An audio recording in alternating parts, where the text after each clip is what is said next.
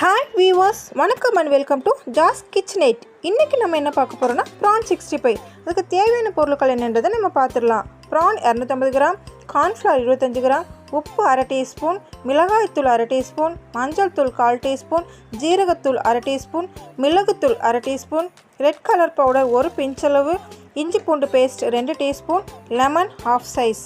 செய்முறை பார்க்கலாம். ஒரு பவுலில் க்ளீன் பண்ணி வச்சுருக்க ப்ரான் எடுத்துக்கலாம். அதுக்கப்புறமா உப்பு, மிளகாய்த்தூள், மஞ்சள் தூள், ஜீரகத்தூள், மிளகுத்தூள், ரெட் கலர் பவுடர் கொஞ்சமாக, இஞ்சி பூண்டு பேஸ்ட்டு, கார்ன்ஃப்ளவர் சேர்த்துட்டு லாஸ்ட்டாக நம்ம எடுத்து வச்சுருக்க லெமன் இருக்குது இல்லையா, லெமனை புழிஞ்சிடணும். லெமனை புழிஞ்சு நல்லா மிக்ஸ் பண்ணணும். மசாலா நல்லா ப்ரான் கூட நல்லா இதாகிற மாதிரி ஃபுல்லாக மிக்ஸ் பண்ணிடணும். நல்லா மிக்ஸ் பண்ணிவிட்டு இதை ஒரு ½ அன் ஹவர் பக்கம் நம்ம அப்படியே மூடி வச்சிடணும்.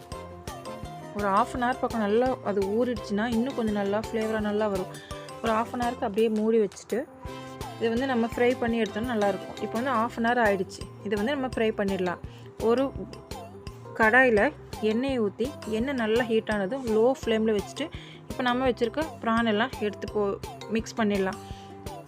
ப்ரான் ஆட் பண்ணிவிட்டு ப்ரான் நல்லா டீப் ஃப்ரை ஆகிற வரைக்கும் நல்லா அது வேக விடணும்.